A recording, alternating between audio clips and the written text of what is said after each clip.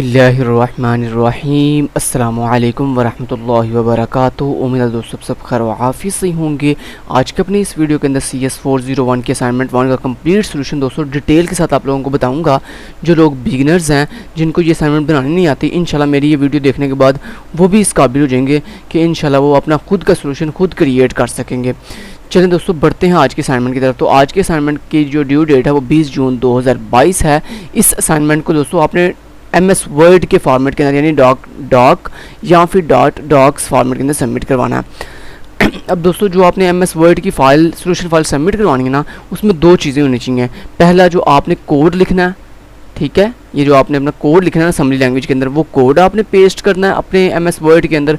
दूसरा आपने वो जो आपके फाइनल आउटपुट का जो स्क्रीनशॉट आपने लेना ना डिबगर का, वो वाला डिबगर का स्क्रीनशॉट आपने MS वर्ड के अंदर पेस्ट करके देन उसे सोल्यूशन फाइल को सबमिट करवाना है। लेकिन अपनी फाइल का जो नाम है वो रीनेम करके अपनी VUID MS वर्ड की फाइल के साथ लगा के फिर सबमिट करवाइएगा, ठीक है। तो अपनी VUID मस्ट लगा लीजिएगा।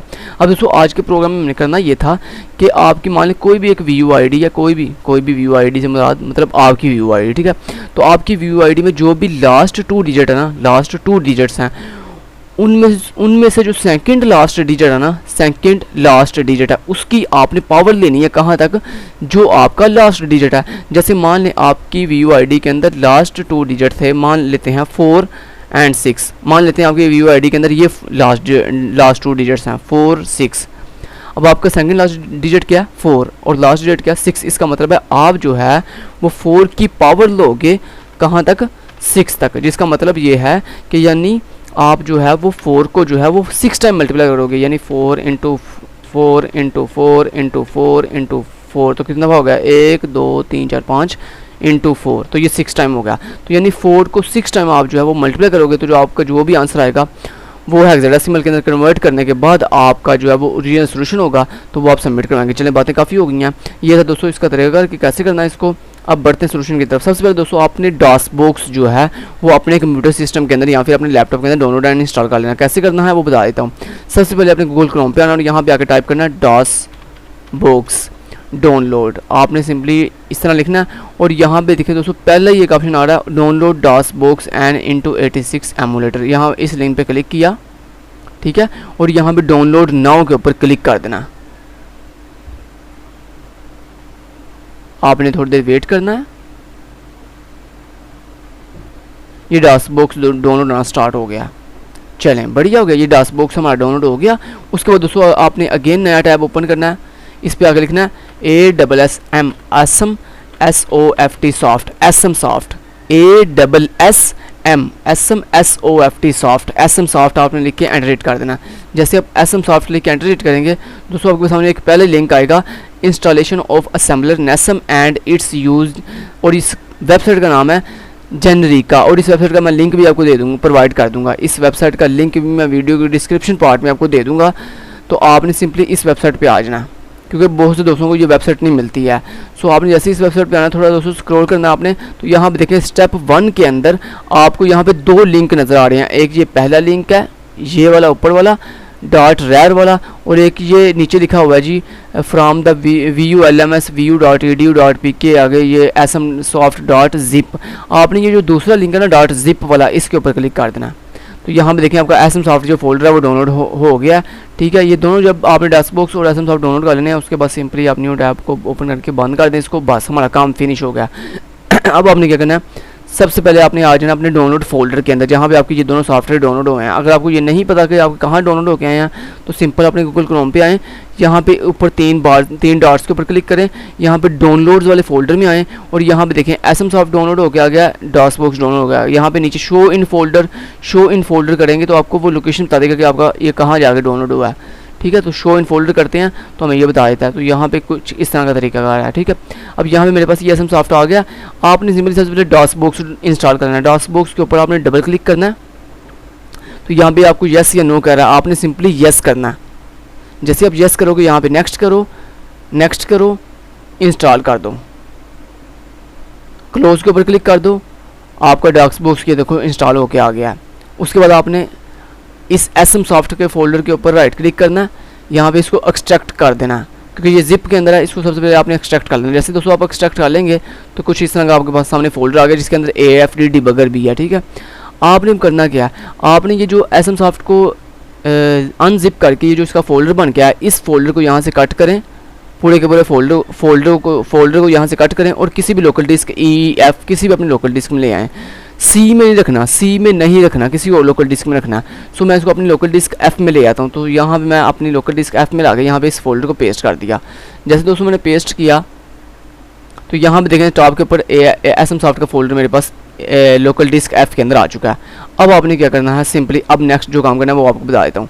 अब दोस्तों आपका ये जो कोड है ना, अब आपने कोड ओपन कर लेना। ये कोड क्या है, ये कोड आपने लिख लेना। ये कोड सारा मैं आपको बता देता हूँ कैसे कैसे है। सबसे पहले ये ORG यहाँ से आपका कोड स्टार्ट हो रहा है। यहाँ पे जंप स्टार्ट का मतलब ये है कि आपने जो है यहाँ पे स्टार्ट पे जंप कराना है, ठीक है। और ये जो R, ये मैं थोड़ा इसका फ़ॉन्ट साइज इंक्रीज़ कर देता हूँ ताकि आपको क्लियरली जो है इसका नज़र आ सके। 24 पे ले जाता हूँ, ओके कर देता हूँ और यहाँ पे देखें अब ठीक है, ओके। अब दोस्तों R ये आपके मेमोरी के अंदर वेरिएबल का नाम है, बॉक्स का नाम आपने रखा है, यानी अपने वेरिएबल का नाम रखा है R। उसके बाद DD का मतलब क्या, कॉलन। और उसके बाद DD का मतलब दोस्तों ये है कि आप जो है जब आपने ज़्यादा बड़ी वैल्यू स्टोर करनी हो ना अपने वेरिएबल के अंदर, तो फिर आप DD रखते हो, ठीक है। तो आपने लिखा DD 0, यानी 0 से इनिशियलाइज कर दिया उसकी वैल्यू को। उसके बाद स्टार्ट, ये स्टार्ट पे आ जाएगा। उसके बाद ये मूव EBX, दोस्तों ये E जो है वो बेसिकली कुछ भी नहीं है, ये BX आपको पता है बेस रजिस्टर का नाम होता है। ये E हम क्यों लिखने हैं साथ, ये E जैसे कि मैंने बताया ना, जब आपने ज़्यादा बड़ी वैल्यू स्टोर करनी हो ना तो आप अपने रजिस्टर के साथ E लगा देते हो। E मीन एक्स्ट्रा, ठीक है। तो एक्स्ट्रा BX यानी आपके बेस रजिस्टर के अंदर आप कह रहे हो मैंने एक्स्ट्रा वैल्यू स्टोर करनी है, सो आपने EBX लिख दिया। इस तरह ECX, तो EBX के आगे कॉमन लगा के आपने ये जो स्टार्ट के नीचे, स्टार्ट वैल्यू के नीचे मूव EBX के आगे कॉमन लगा के ये आपने 5 लिखा हुआ ना, यहाँ पे आपने अपनी VUID का जो सेकंड लास्ट डिजिट है ना, जो सेकंड लास्ट डिजिट है, यहाँ पे असेंबली लैंग्वेज के अंदर कमेंट करने के लिए हम कॉमन लगाते हैं, सॉरी सेमी कॉमन लगाते हैं। और यहाँ पे माने आपकी VUID है BC 144 और 233 और 446, ठीक है। अब आपकी VUID की लास्ट 2 डिजिट्स कौन से हैं, 4 और 6, ठीक है। तो जो आपका सेकंड लास्ट डिजिट है ना 4, वो आपने यहाँ पे स्टार्ट के नीचे ये जो EBX 5 है, यहाँ पे 5 की जगह पे आपने लिख देना 4।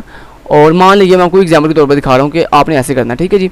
उसके बाद ये जो आपका लास्ट डिजिट है ना 6, ये आपने कहाँ लिखना है, ये आपने दोस्तों ये जो स्टार्ट के नीचे पहली लाइन छोड़ के ये दूसरी जो लाइन है ना ECX 6, यहाँ पे 6 की जगह पे आपने अपना लास्ट डिजिट लिख दिया।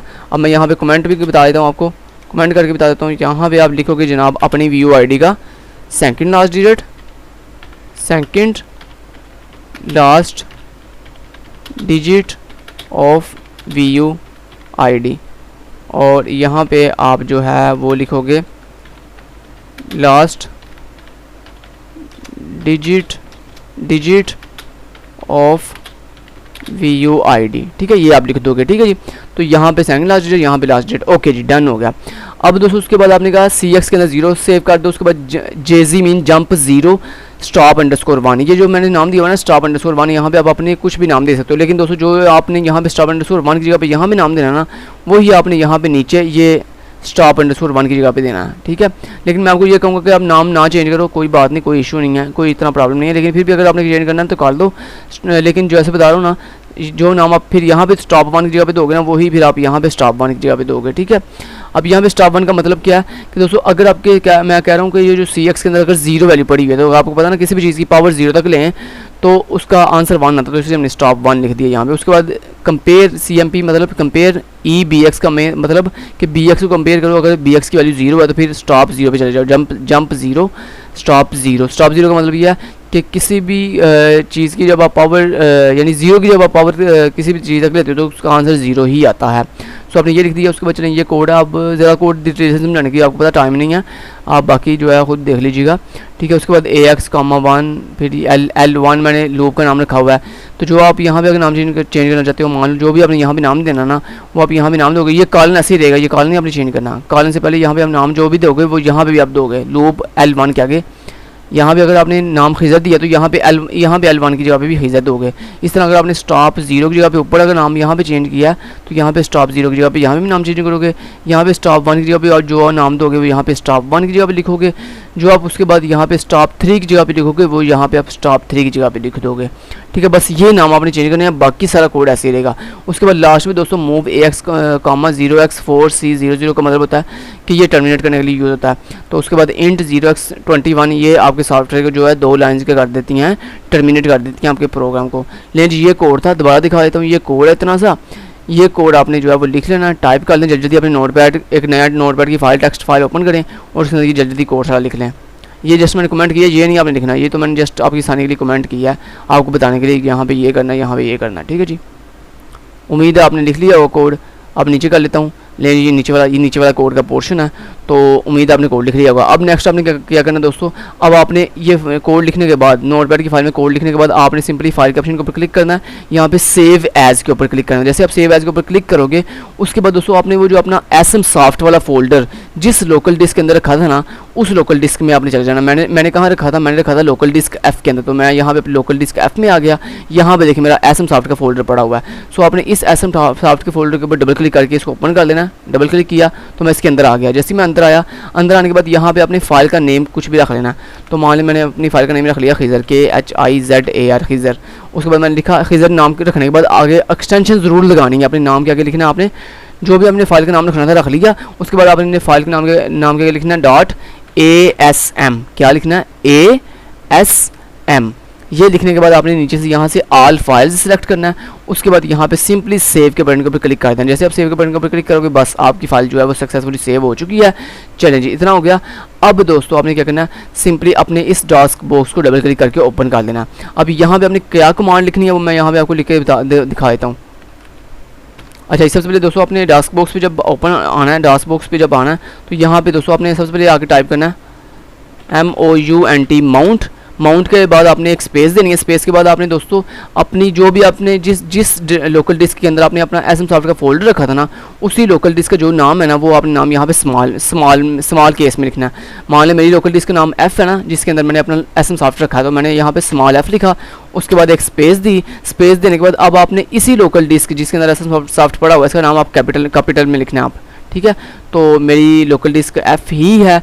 सो मैंने पहली दफ़ा दोस्तों अपनी लोकल डिस्क का नाम स्मॉल में देते हैं, फिर स्पेस लगा के फिर कैपिटल में देते हैं। आगे लिखते हैं दोस्तों इस तरह कॉलन के बाद बैकस्लैश के बाद ये अपने फोल्डर का नाम था। मेरे फोल्डर का नाम क्या है, ये आपके फोल्डर का नाम है SM सॉफ्ट, जो भी हमने डाउनलोड किया था ना गूगल से, और इसको यहाँ पे रखा ला के। इसका नाम क्या है ASM SOFT सॉफ्ट, और SM का A कैपिटल में है, सॉफ्ट का S कैपिटल में है। सेम यहाँ पे नाम आपने ऐसे ही देना है, ASM SOFT सॉफ्ट। ठीक है, आपने ये लिखने के बाद एंटर हिट कर देना।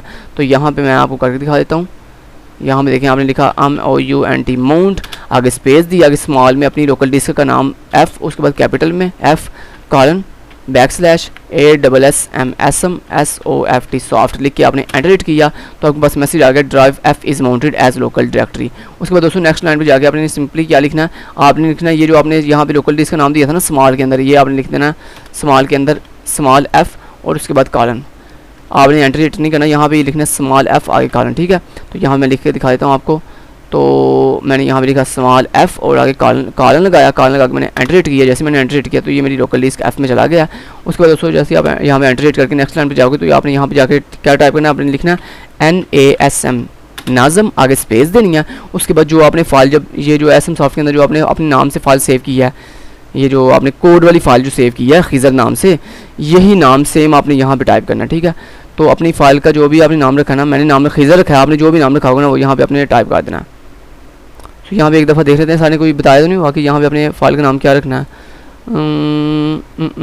नहीं, सर ने यहाँ पे कुछ नहीं कहा, आप अपनी मर्ज़ी से कुछ भी नाम रख सकते हैं। ठीक है जी,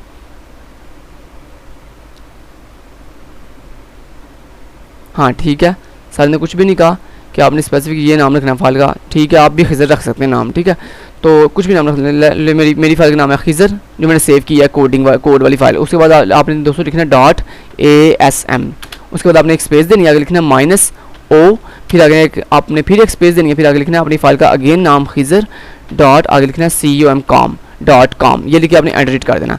तो यहाँ पे आके मैं लिखता हूँ फटाफट से मैंने लिखा NASM नाज़म, आगे लिखा मैंने अपनी फ़ाइल का नाम खिज़र डॉट ASM, आगे आपने -o लिखा, उसके बाद स्पेस देके अपनी फ़ाइल का नाम अगेन खिज़र डॉट com लिख के आपने एंटर कर दिया। दोस्तों अगर आपको कोई एरर होगा तो ये आपको बता देगा, अगर कोई एरर नहीं होगा तो ये आपको सक्सेसफुली यहाँ पे ले आएगा। उसके बाद दोस्तों नेक्स्ट अगली लाइन पे आने के बाद आपने सिंपली क्या लिखना है, आपने लिखना AFD, ठीक है, AFD लिख के आपने स्पेस देनी है। उसके बाद अगेन अपनी ये फाइल का नाम जो भी आपकी फ़ाइल का नाम होगा, जैसे मेरी फ़ाइल का नाम है खिज़र, सो KHIZAR खिज़र डॉट com, तो ये आपने लिख के आपने एंटर कर देना।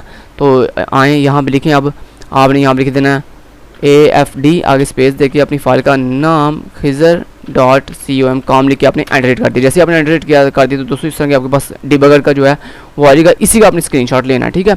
अब दोस्तों आपने इसको रन कैसे करना है, उसके लिए दोस्तों आप अपनी कीबोर्ड से ना F1 दबाएंगे, फंक्शन की F1, फंक्शन की यहाँ पे लिख के भी जाता हूँ कौन सी की, फंक्शन की F1। अगर दोस्तों आपके कुछ लैपटॉप के ऊपर ना फंक्शन की F1 काम नहीं करती है तो आपने फिर क्या करना है, फिर आपने आपके ना लैपटॉप के ऊपर एक ना की होती है लास्ट पे FN के नाम से, ठीक है, आपने FN को दबा के रखना है और साथ आपने F1 दबानी है, FN प्लस F1, ठीक है। आपने फिर ये दो की प्रेस करनी है। अगर आपकी ये तब करना, आपने ये वाली चीज़ आपने तब करनी जब आपकी F1 काम नहीं कर रही।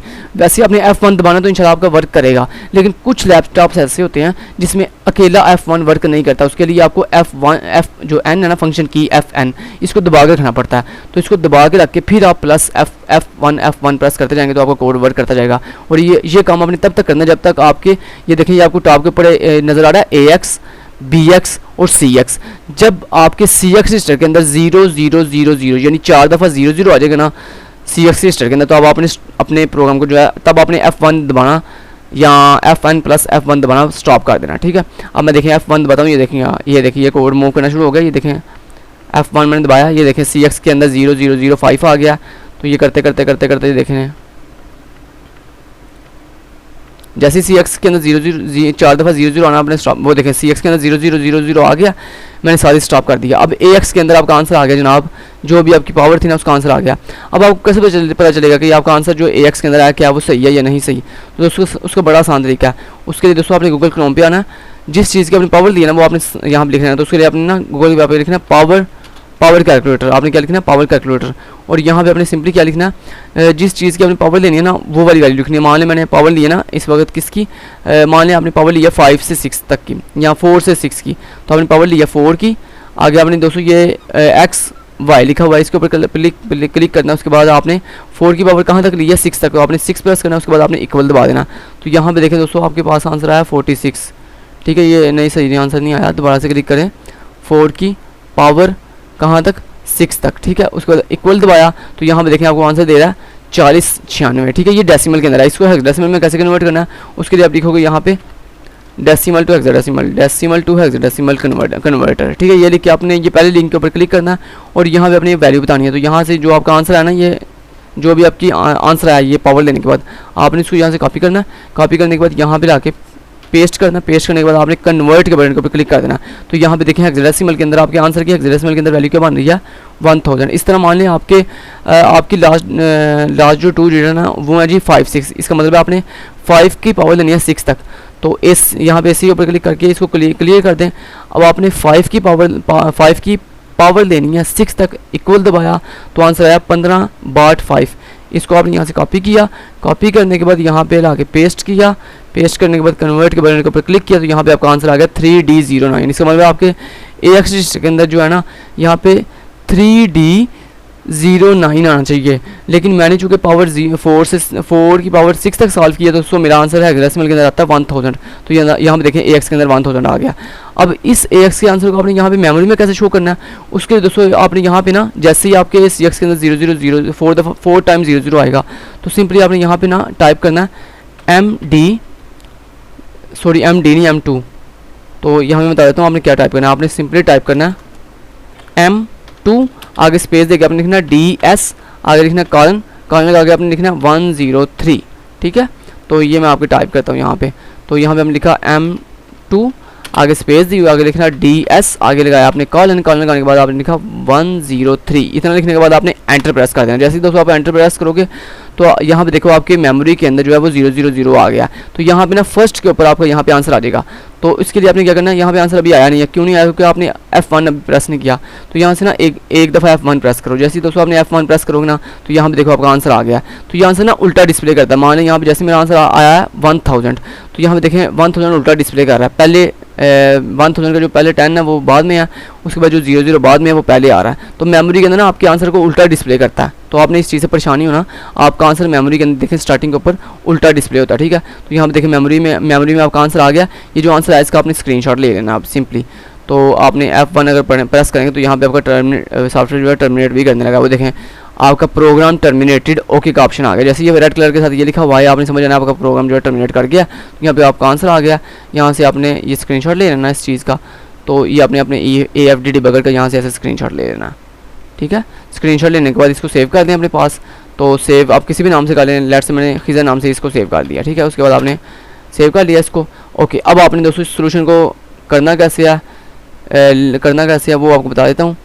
उसके लिए आपने सिंपली यहाँ पे देखें, ये जो आपकी MS वर्ड की फ़ाइल है इसको बंद करें फ़िलहाल के लिए, सेव। अच्छा जी, यहाँ पे राइट क्लिक करके न्यू के ऑप्शन पे जाके MS वर्ड की न्यू फाइल ओपन करें। तो अगर आपको MS वर्ड की फाइल यहाँ से नहीं मिल रही तो यहाँ पे सर्च के ऑप्शन पे जाके MS वर्ड टाइप करके MS वर्ड की एक न्यू फाइल ओपन कर लें। तो मैंने यहाँ पे आपके सामने आपको पूरा सोल्यूशन जो है ड्रा करके भी दिखा देता हूँ। तो मैंने यहाँ पे MS वर्ड की न्यू फाइल ओपन कर ली। इसका आपने MS वर्ड की फाइल जो आपने ओपन किया इसका नाम रीनेम करके अपनी VU ID लगा लेनी है। मान लें आपकी VU ID है BC1904046660। ये आपने VU ID लगाने के बाद इस फाइल को ओपन कर देना। जैसे आप ओपन करेंगे, ओपन करने के बाद आपने, ठीक है, ओपन कर दिया। करने के बाद आपने यहाँ पे हेडिंग दे दी CS401 असाइनमेंट 1 सॉल्यूशन 2022, ठीक है। ये तो मैंने जस्ट हेडिंग दी है, आपने ये नहीं देनी, आपने यहाँ पे अपनी VU ID लगा देनी, अपना नाम बता देना। तो इस तरह आपने अपनी चीज़ें बता देनी है, ठीक है। तो ये जस्ट मैंने अपनी आसानी के लिए किया, ठीक है। ओके जी, उसके बाद दोस्तों आपने यहाँ पे क्या करना है, एक मिनट है ज़रा, यहाँ पे लेआउट पे जाके अपने सबसे पहले मार्जिन पे आना है। मार्जिन पे आने के बाद यहाँ पे नैरो के ऊपर क्लिक कर देना, ठीक है। ये नैरो हो गया मार्जिन, ओके। उसके बाद दोस्तों आपने सिंपली यहाँ पे अपना कोड पेस्ट कर देना। तो यहाँ पे आपने पहले हेडिंग दे देनी है असेंबली प्रोग्राम, ठीक है। ये आपने लिखने के बाद हेडिंग देने के बाद यहाँ पे वो जो असेंबली का प्रोग्राम था ना वो यहाँ पे पेस्ट कर देना। तो वो आपके पास असेंबली का कोड कहाँ पे है, वो SM सॉफ्ट के अंदर ये जो आपने कोड जो मैंने आपको दिया था ना, ये जो मैंने आपको दिया कोड, ये आपने सिंपली यहाँ पे ये नहीं लिखना, ये तो मैं जस्ट कमेंट किया वैसे ही। तो यहाँ पे आपने मस्ट अपनी यहाँ पे BX के अंदर मस्ट अपनी VU ID का सेकंड लास्ट डिजिट लिखना है और CX के अंदर अपनी VU ID का लास्ट डिजिट लिखना है। ये मस्ट कर लीजिएगा वरना आपका सारा सोल्यूशन ख़राब हो जाना है अगर आपने अपनी VU ID के मुताबिक ये प्रोग्राम ना किया तो, ठीक है। उसके बाद आपने यहाँ से पूरे कोड को कॉपी करें, Ctrl+A करें, Ctrl+C करें और यहाँ से MS वर्ड पे आएँ और यहाँ पे पेस्ट कर दें। तो ये लीजिए आपका कोड सारा पेस्ट हो गया, ये कोड आ गया। देन उसके बाद आपने यहाँ पे नीचे आ जाना और यहाँ पे लिखना है स्क्रीनशॉट AFD, यहाँ पे लिखने शुरू पे AFD डिबगर, चलें डिबगर को छोड़ें आप, AFD स्क्रीनशॉट, ठीक है। और इसके नीचे आपने स्क्रीनशॉट लगा लेना, स्क्रीनशॉट, ठीक है। तो यहाँ पे अपने स्क्रीनशॉट कैसे लगाना है वो बता देता हूँ आपको। सिंपली यहाँ पे इंसर्ट के ऑप्शन पे आना है, पिक्चर के ऊपर क्लिक करना है और यहाँ पे जहाँ पे आपने पिक्चर सेव की थी ना, अभी अपने वो आउटपुट की जो पिक्चर सेव की थी मैंने पिक्चर के म्यूजिक के अंदर सेव किया। ये देखें AFD डिबगर की आपने अभी भी पिक्चर जो सेव की थी उसको यहाँ से सिलेक्ट किया, इंसर्ट के ऑप्शन के ऊपर क्लिक किया तो यहाँ पे देखें आपकी पिक्चर लग गई। अब पिक्चर के ऊपर आपने एक दफ़ा राइट क्लिक करना है, यहाँ पे रैप टेक्स्ट के ऊपर जाके इन फ्रंट ऑफ टेक्स्ट के ऊपर क्लिक कर देना। चलें जी, आपकी पिक्चर भी लग गई, आपका ऊपर आपने कोड भी पेस्ट कर दिया। तो ये आपका 100% सोल्यूशन रेडी है। तो यहाँ पे जहाँ पे मैंने हेडिंग दी है यहाँ पे आपने अपनी VU ID लगा देनी है, अपना नेम लिख देना। तो सिंपली लिखने के बाद आपने सिंपली ये सोल्यूशन फाइल आपकी रेडी है 100%, इसको अपने LMS पे सबमिट करवा देना। Thank you so much, till then guys, take care, अल्लाह हाफिज़।